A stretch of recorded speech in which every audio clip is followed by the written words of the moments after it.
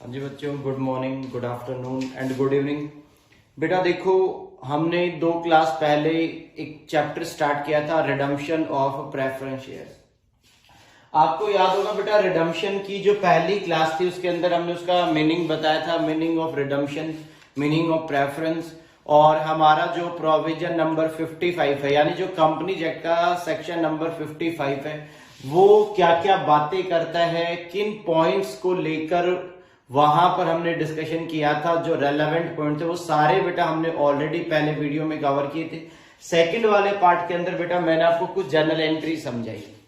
Journal entries को समझाने के बाद बच्चों मैंने आपको कुछ छोटे छोटे प्रॉब्लम्स करवाए थे, कुछ स्टडीमेट की प्रॉब्लम करवाई थी और कुछ आपको मैंने बुक्स की प्रॉब्लम्स करवाई थी। आज की जो क्लास होगी बेटा, हम पिछले वाला ऐसा कुछ रिवाइज नहीं करवा रहे, हम पहले वाले जर्नल एंट्रीज का रिविजन नहीं करवा रहे हैं, पहले वाले कंसेप्ट को रिवाइज नहीं कर रहे। मैं ये मानकर चल रहा हूँ कि पुराने वाला पार्ट आपको याद होगा। अगर आपको पुराने वाली चीजें याद नहीं है तो पुराने नोट्स को रेफर करो, एक बार उसे पढ़ लो जल्दी से, और उनको पढ़ने के बाद सारी चीजों को हम दोबारा से आज की क्लास में प्रैक्टिस करेंगे। नई प्रॉब्लम्स के साथ हम डील करेंगे कि किस किस तरीके की प्रॉब्लम्स यहाँ बन सकती हैं, उनका आंसर कैसे तैयार करना है एग्जाम के पॉइंट ऑफ व्यू से, वो सारी बातें बच्चों हम करने वाले हैं। क्लियर है यहाँ तक? तो आपको मैं ये मानकर चल रहा हूँ कि आपने पहले वाले दोनों वीडियो पूरे कवर किए होंगे, वहां पर जो भी बातें समझाई थी वो सारा कंसेप्ट आपको समझ आ गया होगा, कहीं कोई दिक्कत नहीं है। लॉकडाउन चल रहा है और बढ़िया सा पढ़ाई कर रहे होंगे अपने अपने घरों में। अभी बेटा सीधा आपके पास हमारी जो बुक इश्यू की गई है क्लास के अंदर, उसकी प्रॉब्लम नंबर 13, यानी जो बुक्स मैंने आपको क्लास के अंदर प्रोवाइड करवा रखी है उसके अंदर प्रॉब्लम नंबर 13, और मैं ये मानकर चल रहा हूं कि सभी के पास वो नोट्स अवेलेबल होंगे। उन्हीं नोट्स में से सीधा प्रॉब्लम नंबर 13 को रीड करना स्टार्ट करेंगे, यानी प्रॉब्लम नंबर 13 से पढ़ना स्टार्ट करेंगे। मेरे पास बेटा बुक है, मैं उस बुक को रेफर करूंगा, वहां से उसे पढ़ूंगा और आप भी वहां से 13 नंबर प्रॉब्लम वहीं से पढ़ना स्टार्ट करोगे। प्रॉब्लम नंबर 13 पढ़ो। ये कह रहा है balance sheet of A limited, किसी कंपनी के बारे में बात कर रहा है, ये ए लिमिटेड की बात कर रहे हैं। ए लिमिटेड की बैलेंस शीट बता रहा है 31 दिसंबर, यानी ईयर एंड बता रहा है दिसंबर की। ठीक है सर। उसमें बच्चों आप सबसे पहले पढ़ोगे बैलेंस शीट में इक्विटी एंड लायबिलिटीज दिया हुआ है। हाँ जी सर, इक्विटी एंड लायबिलिटी दिया हुआ है। उसके अंदर आप देखोगे शेयर होल्डर्स फंड आ रहा है, बिल्कुल आ रहे हैं। शेयर होल्डर फंड में पहला पॉइंट आ रहा है 5000 equity shares of ₹100 each fully paid up.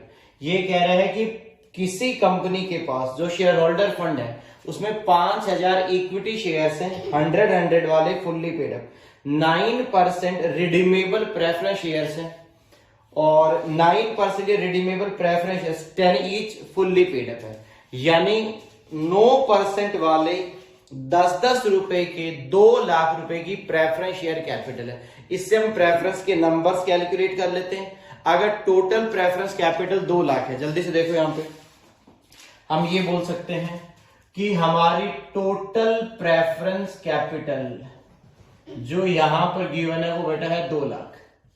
इससे आप नंबर्स कैलकुलेट कर सकते हो, नंबर ऑफ प्रेफरेंस शेयर्स, और ये कैसे निकाला जाएगा, इसकी कैलकुलेशन आसान है बच्चों।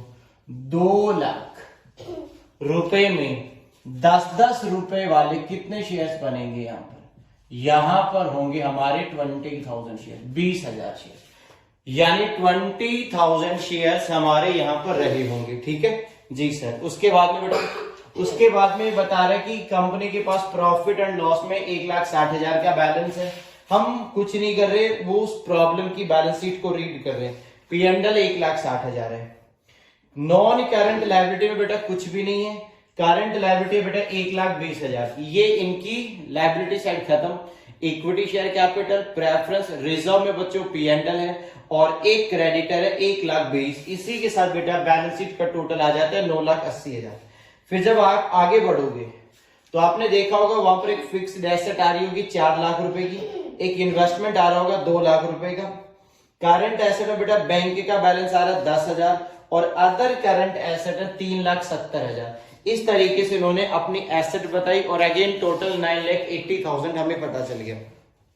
आगे क्या कह रहे हैं, ऑन 1 जनवरी 31 दिसंबर की बेटा इन्होंने बैलेंस शीट दे रखी है। अब 1 जनवरी को ये हमसे क्या चाहता है, आराम से पढ़ेंगे। पहला point, redeemed preference shares at A premium of ₹2 पर शेयर।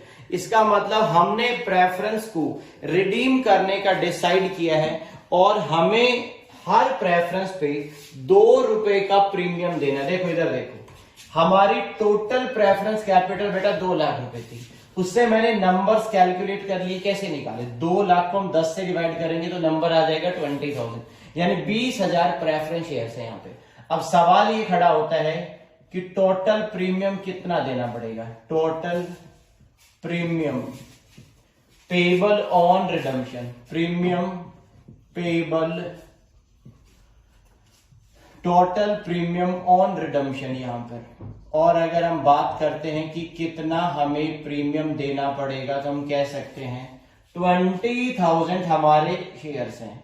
एक शेयर को रिडीम करते वक्त हमें ₹2 का प्रीमियम देना है, तो बताओ हमें कितना प्रीमियम देना पड़ेगा। सर हमें 40,000 का प्रीमियम पे करना पड़ेगा। देखो बेटा, प्रेफरेंस कैपिटल से मैंने नंबर्स कैलकुलेट कर लिए। एक प्रेफरेंस पे ₹2 का प्रीमियम है, तो 20,000 पे हमें 40,000 रुपए तो प्रीमियम का पे करना है। आपको ये बात भली भांति याद होगा, मैंने बारी बारी हर बार समझाया था कि इस 40,000 का जो प्रीमियम है, इसको लेकर मैंने 2 बातें बताई थी कि इसे कहां से सेट ऑफ किया जाएगा। मैंने कहा था अगर आप बीकॉम वगैरह की बुक्स में देखोगी या बीकॉम में अगर टीचर ने आपको पढ़ाया होगा, मैं ऐसा नहीं बोलूंगा कि वहां पे गलत पढ़ा, वो बिल्कुल सही है, बट प्रोफेशनल एग्जामिनेशन के पॉइंट की अगर हम बात करें तो बेटा हमें ये देखना है कि हमारी जो कंपनी है, अगर वो अपने फाइनेंशियल स्टेटमेंट तैयार करती है एएस को कंप्लाई करके, यानी अकाउंटिंग स्टैंडर्ड को कंप्लाई करते हुए अगर फाइनेंशियल स्टेटमेंट बनाया गया है, तो आप यहां पर इस 40,000 को सिक्योरिटी प्रीमियम से चार्ज नहीं करोगे, इसे डायरेक्टली P&L से चार्ज किया जाएगा। अगली बात, इस प्रॉब्लम में बाय चांस की बात है कि सिक्योरिटी प्रीमियम है ही नहीं, तो ऑटोमेटिकली 40,000 P&L से चार्ज किया जाएगा। बट मैं आपको समझाना चाह रहा हूं कि अगर सिक्योरिटी प्रीमियम होता तो भी मैं 40,000 को कहां से चार्ज करता, अपने P&L या तो जनरल रिजर्व से। और रीजन मैंने दिया था, क्या रीजन दिया था अभी तो बताया। और मैंने आपको पहले ही कहा था कि इस चैप्टर में मैं आपको जितनी भी प्रॉब्लम्स करवाऊंगा उसमें मैं एज्यूम्ड करके चलूंगा कि ये जो कंपनी है यहां पर जो अपना बुक्स तैयार करती है, हम इस अजम्पशन पे मानकर चलेंगे कि उन्होंने अपने फाइनेंशियल स्टेटमेंट को सेक्शन नंबर 133 के अकॉर्डिंग तैयार किया होगा। दैट्स वाई यहां पर इस प्रीमियम के अमाउंट को आप प्रॉफिट से चार्ज करोगे, ना कि सिक्योरिटी प्रीमियम से। जल्दी, ठीक है, आगे की बात करते हैं। चलो सर, उसके बाद में पढ़ो बेटा क्या कह रहे हैं। इसके बाद में अगर हम आगे बढ़ते हैं तो देखो बेटा point, realized investment at a value of 160। कह रहे कि हमने अपनी इन्वेस्टमेंट को सेल कर दिया। अब जल्दी से एक नजर डालो, इन्वेस्टमेंट बेटा बैलेंस शीट में 2 लाख रुपए कह रहे, सभी बच्चे बैलेंस शीट को देखो बेटा, और वहां पर इन्वेस्टमेंट 2 लाख रुपीज की आ रही। अब 2 लाख रुपए की इन्वेस्टमेंट अगर बेटा इन्होंने 1,60,000 में बेची तो बताओ घाटे का सौदा है कि फायदे का। सर हमें 40,000 का लॉस हो गया, यानी 40,000 रुपए हमें लॉस यहाँ पे बुक करना पड़ेगा। 160 से एक एंट्री पास करवाऊंगा। आगे कह रहा सी पॉइंट में, issued at A premium of ₹40 पर शेयर। कह रहा हमने 40 रुपए की प्रीमियम, ध्यान से समझना, 40 रुपीज प्रीमियम है यहाँ पे। इसका मतलब इन्होंने कुछ नए शेयर्स इश्यू किए हैं 40 रुपए के प्रीमियम पे। इसका मतलब 40 पे इश्यू नहीं हुआ है, 40 रुपीज तो प्रीमियम का चार्ज किया जा रहा है। सच number of equity shares of ₹100 each for the purpose of redemption to ensure that after the compliance with the requirement of the Companies Act, the credit balance in profit and loss account would be 25,000। ये कहना चाह रहे हैं कि redemption purpose के लिए आपको जितने भी, ध्यान से समझना, रिडम्पशन पर्पस के लिए आपको जितने भी शेयर्स की जरूरत है उतने आप इक्विटी इश्यू कर दो। बट एक इक्विटी होगा 100 का, बट 40 के प्रीमियम के बाद वो 140 में इश्यू किया जाएगा, यानी 140 में बच्चों इश्यू होगा। इसका मतलब 40 रुपए बेटा यहाँ प्रीमियम का चार्ज होगा। स्टूडेंट का एक डाउट आता है क्या कि सर ये बताओ कि यहाँ मिनिमम कितने नंबर्स इश्यू करने हैं। इन्होंने साफ साफ कह दिया, इन्होंने कहा कि आप हमारे प्रॉफिट में जितना भी पैसा है उसमें से 25,000 रुपए को तो साइड रख दो। ऐसे समझो जैसे मेरी जेब में बेटा अगर 1 लाख रुपए रखे हुए हैं और प्रॉब्लम कह रही है कि उसमें से 25,000 रुपए तो आप काम ले ही नहीं सकते, तो मैं 25,000 को तो साइड कर दूंगा।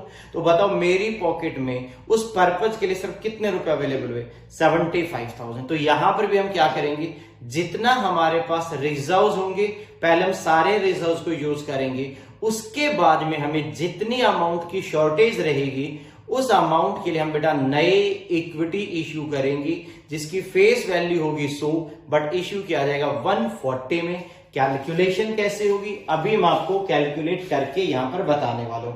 इसके बाद में बेटा आगे पढ़ो, issued as bonus equity shares at par at the rate of 1 share for every 20 shares held। इसके बाद में हम बोनस इश्यू करेंगे, एक बोनस दिया जाएगा अगर आपके पास पहले से 20 इक्विटी शेयर्स हैं। ये बोनस का रेशियो बच्चों दिसंबर की शेयर्स हेल्ड ऑन 31 दिसंबर। इसका मतलब फिर से क्लियर कर दिया, ध्यान से समझना। मैं आपको एक बात बताने वाला हूं यहां पे बेटा, इन्होंने एक लाइन बोली है कि बोनस दिए जाएंगे यहां पे। अब स्टूडेंट का एक डाउट आता है कि सर बोनस जब हम देंगे तो इन्होंने बताया कि बोनस का जो रेशियो है, बोनस रेशियो का मतलब कितना कितना देंगे, एक फ्री में शेयर दिया जाएगा अगर तुम्हारे पास पहले से 20 है। स्टूडेंट कह रहा है हमें इसमें दिक्कत नहीं है, हमें प्रॉब्लम यह है कि बोनस किन किन लोगों को दिया जाएगा। मैंने बोला किन किन को मतलब, तो स्टूडेंट ने कहा सर देखो, एक तो सर उनकी बैलेंस शीट के अंदर ऑलरेडी इक्विटी कैपिटल आ रही। मैंने बोला हाँ, तो दूसरा क्या कि सर अभी अभी उन्होंने रिडम्पशन के लिए कुछ और शेयर्स इश्यू कर दिए। तो सर आप ये बताओ कि जब हम बोनस इश्यू करेंगे तो हम पुराने शेयर पे बोनस दें या सिर्फ नए वाले पे दें या दोनों पे दिया जाए। बेटा इन्होंने साफ साफ लिखा गया है बोनस उन्हीं लोगों को दिया जाएगा जो शेयर्स 31 दिसंबर को अवेलेबल है, यानी जो शेयर्स 31 दिसंबर को अवेलेबल है उन्हीं पे बोनस इश्यू किया जाएगा। इस बात का मतलब है बोनस सिर्फ और सिर्फ, अगर मैं फिर से क्लियर करूं, सिर्फ उन लोगों को दिया जाएगा जो 31 दिसंबर को इक्विटी शेयर्स हैं। 31 दिसंबर के बाद यानी जो रिडम्पशन पर्पज के लिए इश्यू है उन पे बोनस नहीं दिया जाएगा एज पर प्रॉब्लम।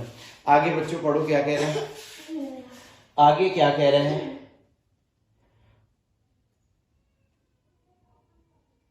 आगे कह रहे हैं आउट ऑफ द P&L, कह रहे हैं आपको जर्नल एंट्री पास करना है और आपको लास्ट में बेटा ये क्या कह रहे हैं, इन ट्रांजैक्शंस की कह रहे हैं सर एक बैलेंस शीट भी बनाकर दिखाएं। चलो कोई बात नहीं, सबसे पहले ये हमारी पूरी प्रॉब्लम होगी, इसमें सबसे पहला पॉइंट आपको समझना चाहिए। बताओ सर, सबसे पहला पॉइंट जो होगा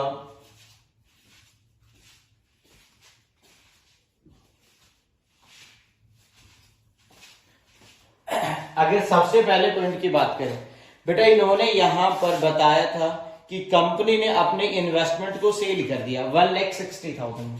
पहले बताओ इन्वेस्टमेंट है कितने के, 2 लाख, नुकसान हो गया, कोई बात नहीं। हमें पैसे कितने मिले, हमें मिलेंगे बैंक अकाउंट डेबिट 1,60,000 और बेटा इस ट्रांजैक्शन पे कंपनी को 40,000 का लॉस हो जाएगा, तो profit and loss account debit हो जाएगा बच्चों 40,000 रुपए का, और साथ ही साथ में आ जाएगा टू इन्वेस्टमेंट अकाउंट जो आ जाएगा 2 लाख रुपए से। उम्मीद कर सकता हूं ये पॉइंट आपको क्लियर है, एकदम सर समझ आ गया। 1,60,000 आए, 40,000 का नुकसान, टू इन्वेस्टमेंट आ जाता है 2 लाख रुपए का। उसके बाद में अब सवाल ये खड़ा होता है कि कंपनी ने नए शेयर्स कितने इश्यू किए। चलो सर इधर आ जाओ। तो सबसे पहले इस कंपनी के पास जो रिजर्व्स है उनमें जो पैसा रखा हुआ है पहले उसे यूटिलाइज करेंगे और जो रिमेनिंग पार्ट जो पैसा कम रहेगा उसके लिए हम नए शेयर्स इश्यू करेंगे। कैसे होगा यहां से देखो, चलो सभी बच्चे यहां पे ध्यान देना। Calculation of new shares issued, new shares issued. आपको कैलकुलेशन करवा रहा हूं मैं, आपको ये समझना है कि नए कितने शेयर्स इश्यू किए जाएंगे। सबसे पहले एक बात समझने की कोशिश करो, जब हम रिडम्पशन के लिए जाएंगे यहां पर, तो हमें रिडम्पशन के लिए टोटल कितने रुपए की जरूरत है? जल्दी से देखो सर, जब हम रिडम्पशन के लिए जाएंगे तो सर हमें यहां पर आ जाओ एक सेकंड के लिए, चलो यहां पे ध्यान देना। यानी हम पहले तो देख लेते हैं कि P&L से कितने रुपए निकाल सकते हैं। हमारे पास टोटल बैलेंस इन P&L, बेटा जो हमारा प्रॉफिट एंड लॉस अकाउंट है, प्रॉफिट एंड लॉस अकाउंट, उसके अगर हम टोटल बैलेंस की बात करें तो आई थिंक बच्चों वो है आपका 1,60,000। हाँ जी सर, 1,60,000 का बेटा आपके P&L में बैलेंस है। ये देखो इस 1,60,000 में, इसको थोड़ा शॉर्टकट लिख देते हैं, बैलेंस इन P&L 1,60,000 हमारे पास टोटल है। अब यहां पे ध्यान देना, यहां पे कंपनी ने इन्वेस्टमेंट को बेचा तो नुकसान हो गया, तो नुकसान होने से इस P&L का बैलेंस कम हो जाएगा कि नहीं? बिल्कुल हो जाएगा। Loss on sale of investment, loss on sale of investment, हमने इन्वेस्टमेंट को बेचकर नुकसान कमाया और हमें बेटा 40,000 रुपए का नुकसान हो गया। एकदम बरोबर सर। तो हमारे पास बचे सिर्फ 1,20,000। आपको मालूम होना चाहिए जब आप रिडम्पशन करोगे तो 20,000 प्रेफरेंस को रिडीम करने के लिए 2-2 रुपए अगर आप प्रीमियम दोगे तो टोटल 40,000 रुपए प्रीमियम भी जाने वाले। तो इसमें से आ जाएगा बेटा प्रीमियम, यहां पर आएगा प्रीमियम ऑन रिडम्पशन, कि रिडम्पशन पे कंपनी को प्रीमियम भी देना पड़ा। अब कंपनी जब प्रीमियम पे करेगी रिडम्पशन पे, ये प्रीमियम भी बेटा P&L से चार्ज होगा, और ये P&L से चार्ज करने का मतलब 40,000 रुपीज ये भी हो जाएगा। इसका मतलब 1,60,000 P&L में था जरूर, 40 का लॉस होने से वो बचा 1,20,1,20 में से पहले आप 40,000 रुपए साइड कर दो। किसके लिए? कि जो हमें प्रीमियम पे करना है उसके लिए भी हमें 40,000 चाहिए। तो बताओ हमारे पास सिर्फ कितने रुपए बचे? हमारे पास बैलेंस बचा 80,000। और इसमें से भी उन्होंने एक बात बोल दी, तुम्हें क्या बोला अभी बताते हैं। बैलेंस आपके पास सिर्फ 80,000 रुपए, इसमें से उन्होंने बताया बैलेंस रखना है, बैलेंस रिक्वायर्ड, कि हर हाल में आपको मिनिमम टू मिनिमम कितने पैसे रखने ही पड़ेंगे। मतलब ये है कि आप पूरे 80,000 रुपए के प्रॉफिट को यूज नहीं कर सकते, उसमें से 25,000 प्रॉब्लम के हिसाब से आपको मेंटेन करना पड़ेगा, आपको 25,000 बचा कर रखने पड़ेंगे। तो आप यहां पर रिडम्पशन के लिए कितने रुपए यूज कर लोगे? 55,000। यानी P&L में से सिर्फ 55,000 रुपए हैं जो आप रिडम्पशन के काम ले सकते हो। तो बताओ बैलेंस पैसा कहां से निकालोगे? नई शेयर्स इश्यू करेंगे, तो इधर ध्यान देना। अब हमें टोटल कितने रुपए की जरूरत है? हमें 2 लाख रुपए की जरूरत है कहीं ना कहीं, समझ लो। तो यहां पर आ जाएगा प्रेफरेंस शेयर कैपिटल। हमें जो प्रेफरेंस रिडीम कर रहे हैं उनकी कैपिटल है 2 लाख रुपए, क्लियर? उसमें से 55,000 रुपए आप रिजर्व से यूज कर लोगे। P&L अवेलेबल फॉर रिडम्पशन, यानी रिडम्पशन पर्पस के लिए आपके पास सिर्फ और सिर्फ 55,000 रुपए अवेलेबल है। तो बताओ कितने रुपए कम पड़ गए? 1,45,000। फिर से समझो बेटा, मैं आपको क्या पढ़ा रहा हूं, अब बात को समझने की कोशिश ही नहीं कर रहे हो बेटा। हमें यह जानना है कि इस कंपनी को कितने रुपए का नया इक्विटी लेकर आना है या कितने रुपए के नए शेयर्स इश्यू करने हैं, ये बात जानना बहुत जरूरी है। कैसे जानेंगे? मैंने यहां पर नए शेयर्स पे जाने से पहले ये पता लगा कि हमारे पास कितने रुपए हैं।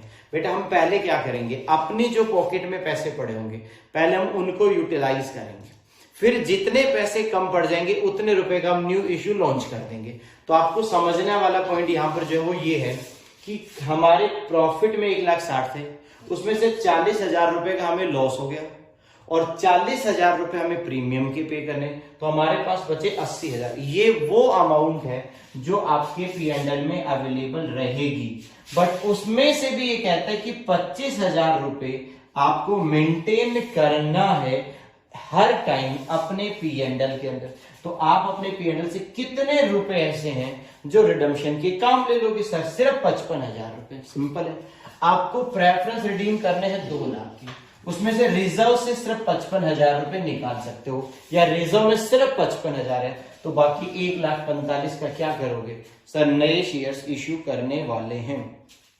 अब अगर हमसे पूछा जाए कि नंबर ऑफ इक्विटी कितने होंगे, और आपको याद होगा मैंने आपको ऑलरेडी प्रीवियस क्लासेस के अंदर एक बात समझाई थी कि जब हम पार पे इश्यू करते हैं तो प्रोसीड पार मानी जाती है, प्रीमियम पे करते हैं तो भी पार माने जाते हैं, और डिस्काउंट पे नेट अमाउंट मानी जाती है। तो 1,45,000 रुपए के लिए आप अगर एक इक्विटी 100 का है बट 140 में हो रहा है तो पार वैल्यू यहाँ कंसीडर होगी, तो आपको 1450 शेयर्स इश्यू करने पड़ेंगे। यानी इतने रुपए अरेंज करने के लिए आपको 1450 शेयर्स का अरेंजमेंट करना पड़ेगा। ठीक है, हाँ सर। अब बेटा इसकी एंट्री बनाओ, सेकेंड एंट्री। ये कैलकुलेशन एकदम क्लियर है। अब एंट्रीज पे लेके चलता हूं। एंट्री, हाँ जी सर।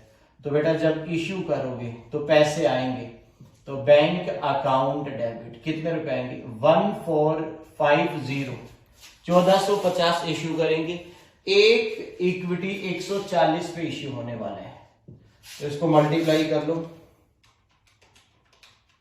यह आ जाएगा 2,03,000, 2,03,000 रुपए आएंगे। उसमें से आपका सिक्योरिटी प्रीमियम एक, और एक बेटा यहां पर आएगा इक्विटी शेयर कैपिटल। तो एक तो आ जाएगा इक्विटी की कैपिटल जो 100 रुपए के अकॉर्डिंग तैयार होगी, तो ये तो हो जाएगी 1,45,000, और रिमेनिंग पार्ट चला जाएगा सिक्योरिटी प्रीमियम के खाते में 1450 इंटू 40, और ये आपको देखना पड़ेगा 1450 इंटू 40 के हिसाब से 58,000 रुपीज। बताओ समझ आएगी? तो यहां से आपको पता चला कि आपको कितने शेयर्स इश्यू करने पड़ेंगे, उसके बेसिस पे हमने पूरी कैलकुलेशन को डन कर दिया। देखो जल्दी यहां तक समझ आ गया। अब बेटा इनका रिडम्पशन करना है तो अमाउंट ड्यू कर दो। जब अमाउंट ड्यू करोगे तो रेट है 9%, एंट्री बनेगी 9% redeemable, 9% redeemable preference share capital account debit. 9% capital खत्म होगी 2 लाख रुपए की, और प्रीमियम बेटा यहां पर 40,000, तो यह आएगा premium on redemption, premium on redemption account debit होगा बेटा यहां पर फिर से 40,000 का। इसका मतलब 2 लाख रुपए की कैपिटल खत्म, ज्यादा पे करो तो नुकसान हो जाएगा 40,000 का, और 2PSH यानी प्रेफरेंस शेयर होल्डर्स अकाउंट 2,40,000। उम्मीद है यहां तक समझ आ गया होगा। तीनों एंट्रीज को एक बार पढ़कर देखो, कोई डाउट है तो बताइए। यहां तक जल्दी से नजर डालो बेटे एक बार इस पे।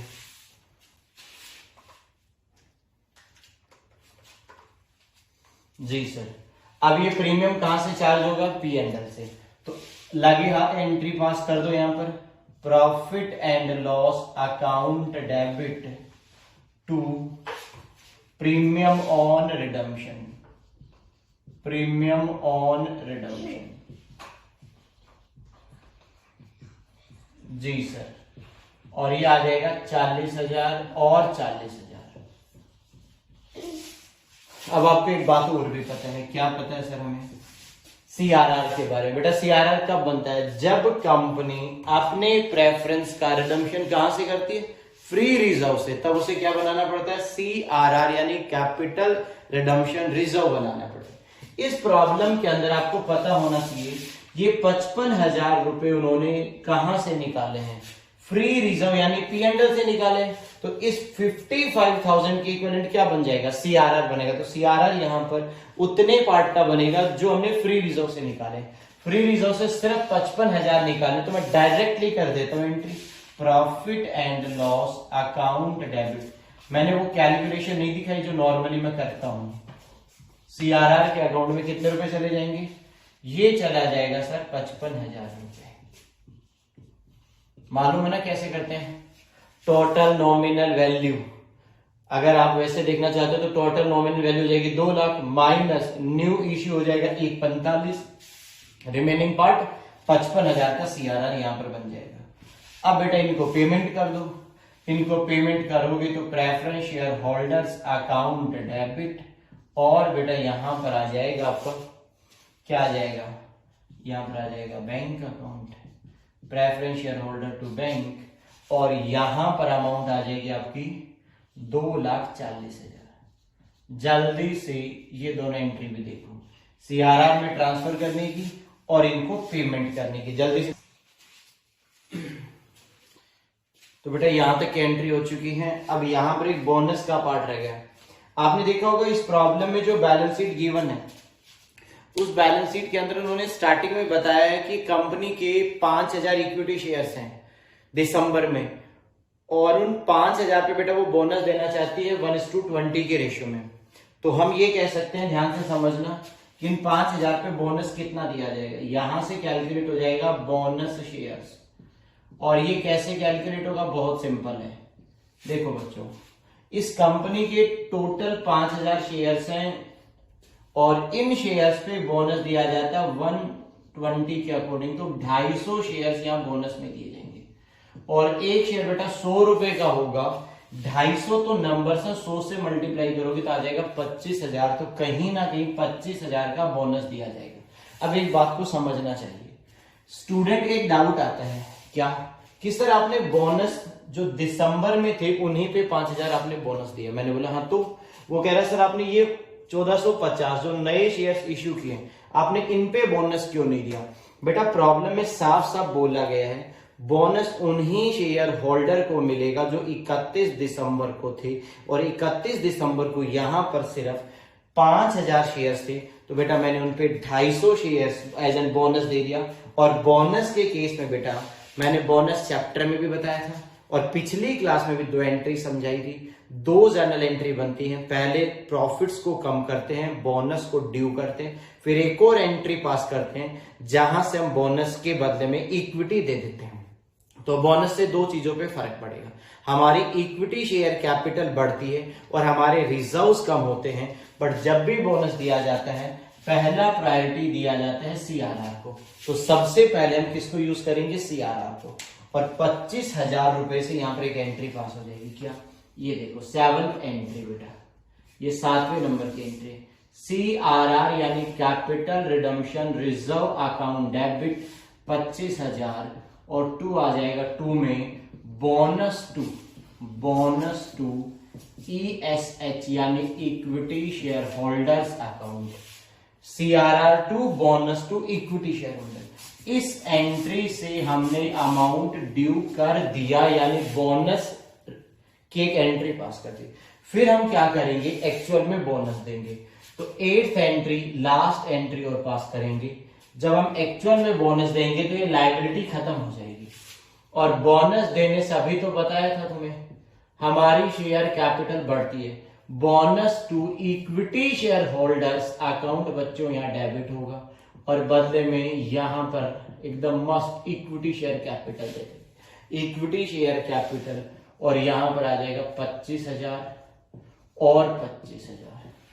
और आपको भी मैंने बताया था बोनस से 2 चीजों पे फर्क पड़ता है, कंपनी के रिजर्व्स कम होते, तो CRR डेबिट करने से रिजर्व्स कम हो गए, और इक्विटी इश्यू करने से इक्विटी शेयर कैपिटल बढ़ गई। तो बोनस से 2 चीजों पे फर्क पड़ते हैं, कंपनी के प्रॉफिट्स को कम करना और कंपनी की कैपिटल को बढ़ाना। और जब भी आप रिजर्व यूज करोगे तो पहली प्रायोरिटी आपको हमेशा याद रखनी है, सीआरआर को देनी है। अगर आपके पास सीआरआर में पैसा है तो पहले सीआरआर यूज करो, हाँ उसके बाद में आप किसी दूसरे रिजर्व को यूज कर सकते हो। तो सीआरआर हमारे पास 55,000 है, हमें बोनस 25,000 का ही देना था। 25,000 भी कैसे आया, 250 शेयर्स, एक इक्विटी 100 रुपए का है, तो 250 इंटू 100 करोगे तो 25,000 हो जाएगा। ये 8 जर्नल एंट्रीज मैंने आपको समझाई। इन 8 जर्नल एंट्रीज को एक बार आप पढ़ के देख सकते हो, कोई डाउट है तो बताओ, अदरवाइज इसकी बैलेंस शीट मैं तैयार करके दिखाता हूं आपको, जल्दी से इस पे एक नजर डालो।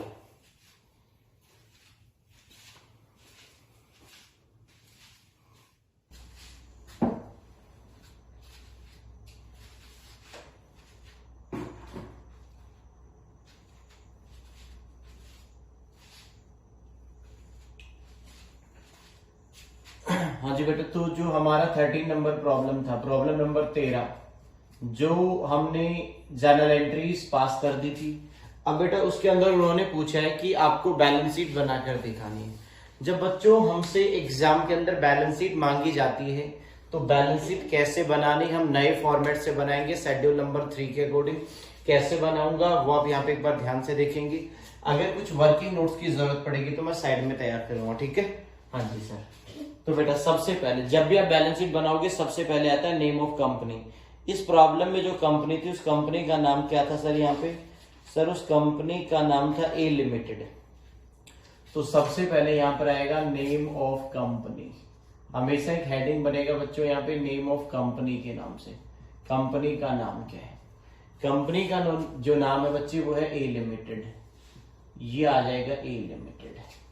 फिर आ जाता है बैलेंस शीट कब की बना रहे हो, तो यहाँ पे लिखेंगे बैलेंस शीट एज एट, और जिस डेट को बना रहे हैं ये डेट है 1 जनवरी 2019, ये तैयार हो गया। अब इसको बनाने के लिए देखो मैं आपको बता दूं, एक सिंपल सा फॉर्मेट बना लेते हैं। आप सभी बच्चों को आता है बैलेंस शीट का फॉर्मेट कैसे तैयार होगा, ये देखो। जब इसको हम तैयार करेंगे तो ये अमाउंट का कॉलम बन के तैयार हो जाएगा, ये बेटा अमाउंट की साइड हो जाएगी। अगर हमें किसी नोट की जरूरत पड़ेगी तो एक नोट नंबर का कॉलम बना देंगे। तो यहां पर आएगा बच्चों पर्टिकुलर्स यानी डिटेल्स, फिर यहां पर आ जाएगा सर आपका नोट नंबर, ओके, और यहां पर आ जाएगा बच्चे अमाउंट, और अमाउंट बच्चे ऑलवेज रुपीस में होती है। तो अगर आपको वो बैलेंस शीट भी मांगता है तो सिंपल है, आप यहां पे लिखोगे कंपनी का नाम क्या है ए लिमिटेड, बैलेंस शीट बन रही है जनवरी 2019 में, पर्टिकुलर्स यहाँ पे note number as well as amount, ये सारी बातें बेटा आपको लिखना है। उसके बाद आप सभी बच्चों को पता है बैलेंस शीट में यहां पर सबसे पहले आता है share holders fund, share holders fund आ जाता है यहाँ पर। इसके अंदर आपको ध्यान होगा सबसे पहले आता है शेयर होल्डर फंड के अंदर। अब यहां पर ऐसे भी लिख सकते थे इक्विटी एंड लाइबिलिटी, मैंने डायरेक्टली यहां पर क्या लिखा, शेयर होल्डर्स फंड लिखा। अब इसके अंदर आ जाता है बेटा शेयर कैपिटल। तो यहां पर हम अगर बात करें इस प्रॉब्लम के अकॉर्डिंग तो यहां पर आ जाएगा बेटा शेयर कैपिटल। इस पे बेटा मैं नोट नंबर 1 बना दूंगा। क्यों बनाओगे सर नोट नंबर 1, अभी बता देंगे।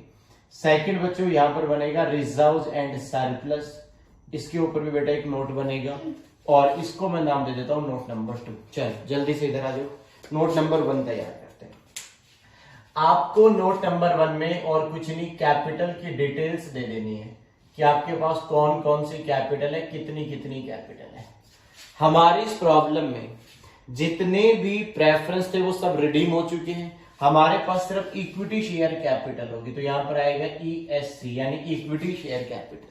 आपको ध्यान है इस प्रॉब्लम में पहले से 5 लाख रुपए की कैपिटल थी, एकदम बरोबर, यानी पुरानी बैलेंस शीट में देखोगे तो 5 लाख रुपए की एग्जिस्टिंग कैपिटल है। फिर इन्होंने बेटा 1,45,000 रुपए की और कैपिटल इश्यू की थी for the purpose of redemption. आपको याद है 1,45 के और शेयर इश्यू किए थे, और बेटा यहां बोनस दिया गया था 25,000 रुपए का। इन सभी को आप प्लस करोगे तो ये हो जाएगा आपका 6,70,000 रुपए। तो ये 670 आपको यहां लाकर लिखना है। ये देखो, तो यहां पर आएगा शेयर कैपिटल में 6,70,000 रुपए। एकदम समझ आ गया जी सर। फिर आ जाता है बेटा reserves and surplus. Note number 2 तैयार करो बेटा अब रिजर्व्स को लेकर। रिजर्व में इस कंपनी के जितने भी प्रॉफिट्स हैं वो आ जाएंगे। इस कंपनी में बेटा एक प्रॉफिट एंड लॉस अकाउंट है, P&L account, profit and loss account. इसके अंदर आपको पता है 1,60,000 रुपए थे, उसमें से 40,000 इन्वेस्टमेंट को बेचने से लॉस हो गया, 40,000 आपको पता है प्रीमियम पे यूज हो गए, 55,000 रिडम्पशन के काम में ले लिए। इन्होंने नहीं बोला था कि हमें मिनिमम 25,000 P&L में मेंटेन करना है, तो 25,000 तो P&L में पड़े हुए। इसके अलावा यहां पर CRR में 55,000 रुपए थे, 55,000 बेटा CRR में थी, जिसमें से भी उन्होंने 20,000 रुपए 25,000 रुपए बोनस के काम में ले लिया। तो 55,000 में से 25,000 बोनस के पर्पज में यूज हो गए। तो अगेन यहां पर बचा हुआ 30,000। इन दोनों को बेटा प्लस कर दो तो हमारे पास रिजर्व्स के नाम से 55,000 रुपए। तो सेकंड हमारे पास रिजर्व में 55,000 आ जाएगा। फिर आपको ध्यान होगा इस प्रॉब्लम के अंदर सर गड़बड़ कर दी, क्या गड़बड़ कर दी, सिक्योरिटी प्रीमियम भी था यहाँ पे। कैसे, ये देखो, इस प्रॉब्लम में आपको याद है जो 1450 शेयर्स इश्यू किए थे वो 40 रुपए के प्रीमियम पे इश्यू हुए थे। यानी जो रिडम्पशन के लिए हमने नए शेयर्स इश्यू किए थे वो प्रीमियम पे इश्यू किए थे। तो 1450 इंटू अगर आप 40 करोगे तो 58,000 रुपए बेटा ये भी था। तो ये अब आ जाएगा आपका टोटल रिजर्व। तो हमारे पास अगर हम बात करते हैं तो ये हो जाता है 1,13,000। ये नोट नंबर बनाने से आपका फायदा ये है, अगर किसी को भी इसकी डिटेल चाहिए तो सीधा नोट्स पे आएगा और डिटेल रिसीव कर लेगा। ये आ जाता है बेटा टोटल। फिर आप पुरानी बैलेंस शीट में देखो, इनके पास अगर हम बात करें तो सीधा नॉन करंट लायबिलिटी में कुछ भी नहीं है, एनसीएल है ही नहीं। फिर सीधा आ जाता है बेटा करंट लायबिलिटीज। और अगर आप करंट लायबिलिटी में जाओगे तो इन्होंने डायरेक्टली करंट लायबिलिटी बता रखी है 1,20,000 की। तो 1,20,000 की करंट लायबिलिटी ले लेंगे, इसका टोटल लगाओ। ये लायबिलिटी सेट खत्म। 6,70,000, 1,13,000 एज वेल एज 1,20,000। तो 9,03,000 लायबिलिटी साइड का टोटल है। ये आ जाएगा बच्चों टोटल। बताओ समझ आया कि नहीं है? हाँ जी सर। अब आ जाते हैं सीधा एसेट साइड पे चलते हैं। एसेट साइड में बेटा कुछ टाइम पहले एक अमेंडमेंट आई थी, ये मैं आपको इसलिए बता रहा हूं, अगर आपके पास पुरानी बुक्स हैं तो आपको वहां पर नहीं मिलेगा। अब जब भी बेटा बैलेंस शीट बनाओगे वहां पे मैं आपको बता दूं, पहले ऐसे आता था एसेट में नॉन करंट एसेट, उसमें टेंजिबल इंटेंजिबल ऐसे लिखा जाता था। अब बेटा यहां पर आएगा पीपीई, यहां पर एक हेडिंग चेंज हो गया, उसे क्या बोला जाता है? ये मैंने फाइनल अकाउंट में बता दिया था कि अब लिखा जाएगा प्रॉपर्टी प्लांट एंड इक्विपमेंट। क्या लिखा जाएगा? Property plant and equipment. और इसमें आ जाएगा बेटा आपकी जो भी एसेट है। और जैसे यहां पर हमारे पास आई थिंक टेंजिबल एसेट्स हैं फिक्स एसेट के तरीके से, तो जो फिक्स एसेट है मैंने उसको यहां पे लिख दिया टेंजिबल एसेट के अंदर। दोबारा से समझो बेटा, एसेट में अब हेडिंग बनेगा property plant and equipment, main heading, उसमें आप लिख दोगे टेंजिबल एसेट्स। टेंजिबल एसेट का मतलब जिनको हम देख सकते हैं। तो फिक्स्ड एसेट को मैंने यहाँ पे टेंजिबल एसेट में रखा है, जो कि आप अगर बैलेंस शीट में देखोगे तो बेटा 4 लाख रुपए की टेंजिबल एसेट अवेलेबल है। उसके बाद में अगर हम बात करते हैं तो बेटा आ जाता है करंट एसेट। अब करंट एसेट के अंदर आपको समझ में आ गया, एसेट में जो पहला हेडिंग होगा उसे क्या बोला जाएगा? Property plant and equipment. उसमें आएगा टेंजिबल और इंटेंजिबल। तो टेंजिबल एसेट को मैंने फिक्स एसेट इसी के अंदर रखा है। तो जो फिक्स्ड एसेट थी ना वो हमने टेंजिबल एसेट के अंदर कवर कर दी है प्रॉपर्टी प्लांट एंड इक्विपमेंट के नाम से। अब बेटा अगर आप चलोगे तो यहां बैंक बैलेंस देखना पड़ेगा, और बैंक बैलेंस कैसे देखना पड़ेगा, इसके लिए बेटे आप जल्दी से आप मेरे साथ आओ। पुराना बैंक बैलेंस बताओ हमारा कितना था। सर पुराना बैंक बैलेंस था हमारा सिर्फ 10,000 रुपए का। ठीक है, इस पे नोट बना देते हैं। ये देखो नोट नंबर 3 अगर हम तैयार करते हैं बैंक बैलेंस के ऊपर, तो हम कहेंगे opening bank balance, opening balance जो था 10,000।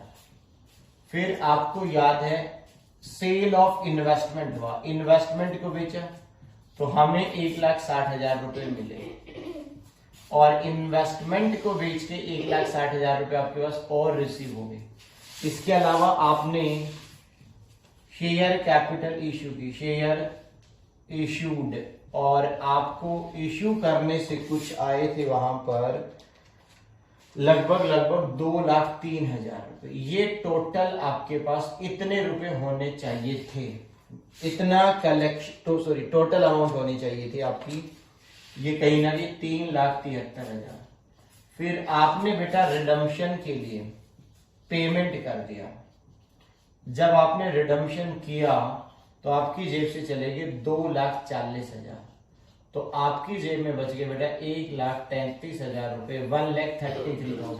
तो मैंने बैंक का बैलेंस निकाला, ओपनिंग बैलेंस इतना, इन्वेस्टमेंट के बेचने से पैसे आए, शेयर्स इश्यू करने से भी पैसे आए, रिडम्पशन पे पैसा चला गया, तो आपके बैंक अकाउंट में 1,33,000 का बैलेंस अवेलेबल होना चाहिए। और लास्ट में आ जाएगा अदर करंट एसेट। और बेटा अगर आप अदर करंट एसेट देखोगे तो जितनी पहले थी उतनी ही आज मान लूंगा, जो कि 3,70,000 रुपए है। अब आप जल्दी से चाहो तो इन सारी बातों का टोटल लगा सकते हो बेटा, और ये टोटल आपका इक्वल आ जाएगा लाइबिलिटी के बराबर। तो एसेट भी 9,03,000 और लाइबिलिटी भी 9,03,000। आपको समझना है एक बात बेटा, एसेट में अब आता है सबसे पहले पीपीई यानी प्रॉपर्टी प्लांट एंड इक्विपमेंट। आगे से मैं जितनी भी प्रॉब्लम्स करवाऊंगा वहां पर एसेट में मैं सबसे पहले लिखूंगा पीपीई। आपने पहले अगर यहाँ पे कुछ और देखा है तो बेटा अब आप उसे भूल जाना, आपको हमेशा पीपीई वर्ड ही यूज करना है।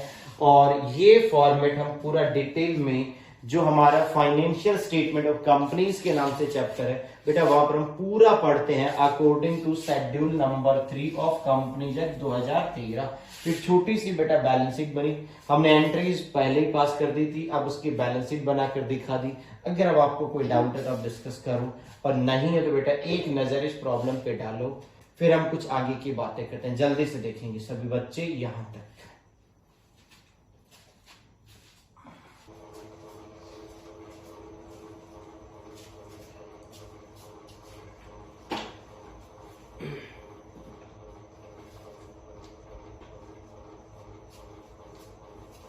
हाँ जी बच्चों, तो 14 प्रॉब्लम की हमने बेटा क्या कर दिया, जनरल एंट्रीज पास कर दी।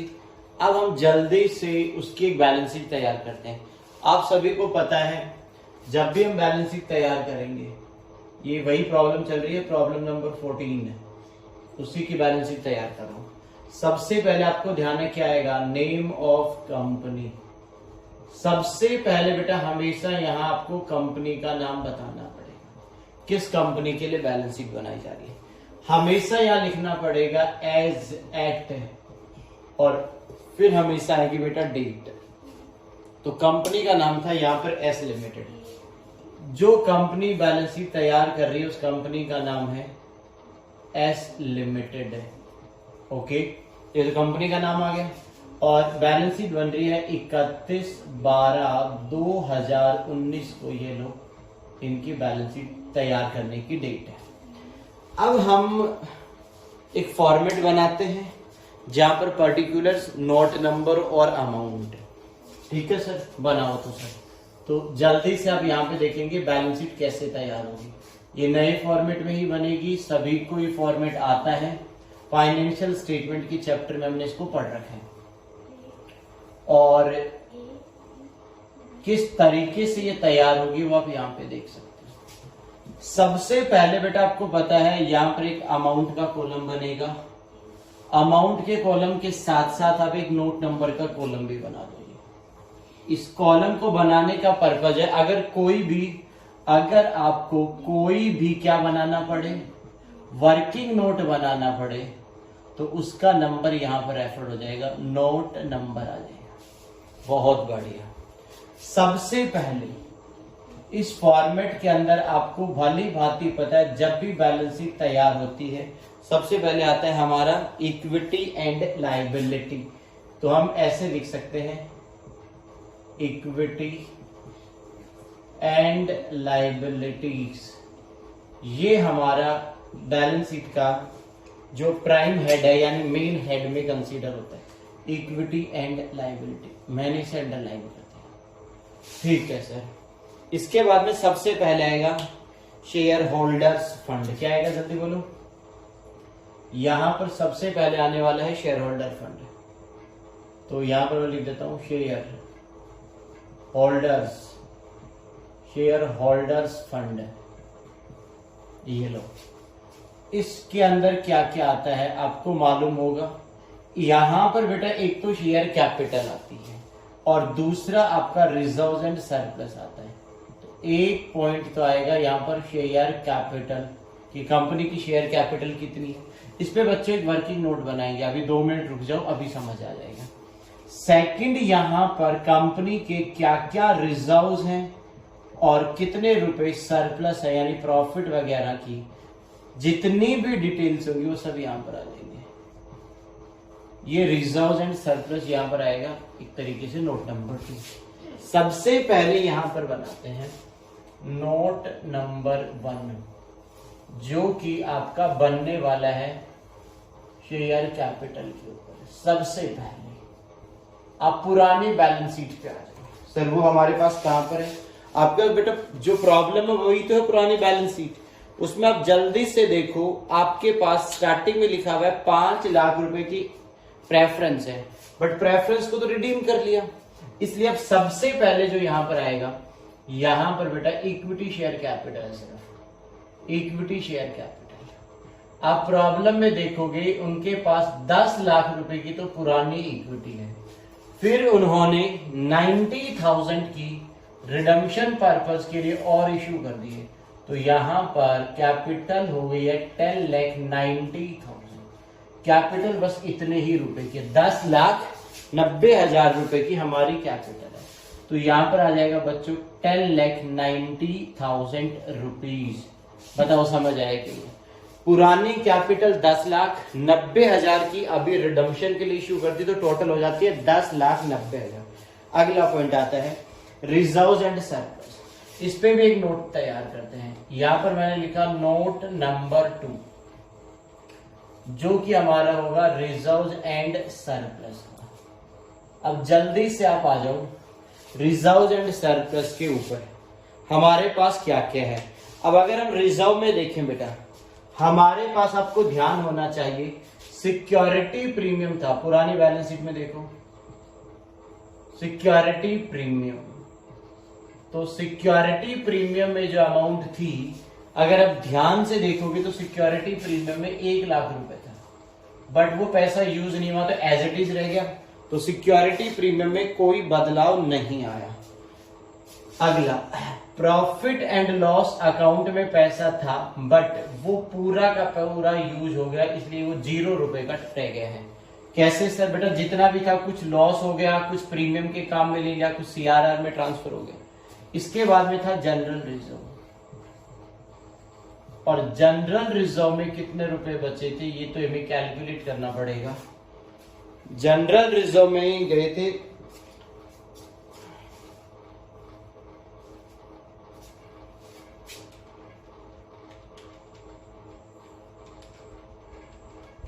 जनरल रिजर्व में से 255 यूज हुए थे।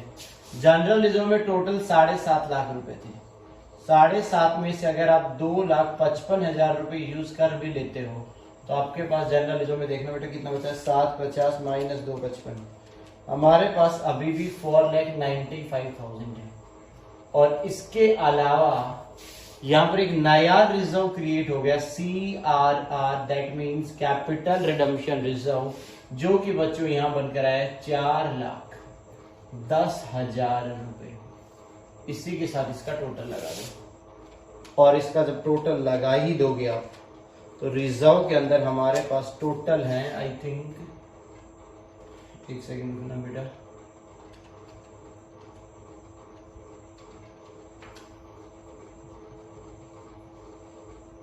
10,05,000। ये आपकी रिजर्व का अमाउंट आएगा, 1,00,5,000। क्लियर है यहां तक? हाँ जी सर। इस प्रॉब्लम में नॉन करंट लायबिलिटी है नहीं, तो उसे इग्नोर कर दो। फिर भी अगर आप लिखना चाहते हो तो हेडिंग लिख के छोड़ दो, नॉन करंट लायबिलिटी, जो यहां पर एप्लीकेबल ही नहीं है। सीधा सीधा अब आप आ जाते हो, सर कैसी बातें करो, नॉन करंट लायबिलिटी है ना, कहां पर है? पुरानी बैलेंस शीट को मत ध्यान में रखो। नॉन करंट लायबिलिटी अभी अभी कंपनी ने रिडम्पशन के लिए बेटा डिवेंचर्स इश्यू की थी, 6% वाले, भूल गए ना जी, इसलिए कहता हूं ध्यान रखा करो साथ में।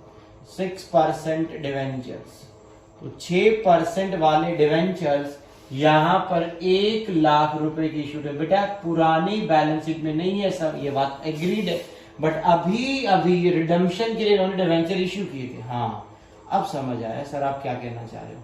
फिर आएगा करंट लायबिलिटी, और करंट लायबिलिटी देखना जरा पुरानी बैलेंस शीट में कितने की थी सर। करंट लायबिलिटी का डायरेक्ट बैलेंस दिया हुआ था 3.5 लाख, तो इसमें कुछ और तो एक्स्ट्रा था नहीं, तो 350 ये ले लूंगा। इसके बाद बेटा इसका लगेगा टोटल, ये आपका टोटल आ जाएगा। लगाओ तो जल्दी से इसका टोटलिंग लगाओ सर जी। आप इसका टोटलिंग लगाएंगे बेटा तो देखो,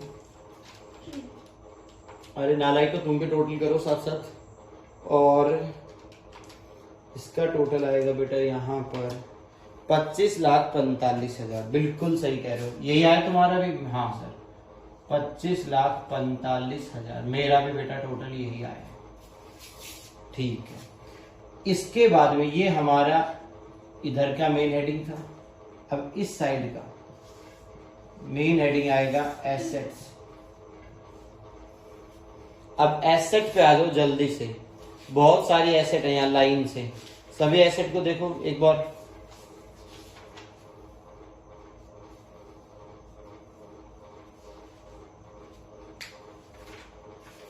देख रहे हो? हाँ जी सर, आपको बताया था पिछली क्लास में, यहाँ पीपी आएगा, पीपीई यानी प्रॉपर्टी प्लांट एंड इक्विपमेंट। क्या है? Property plant and equipment.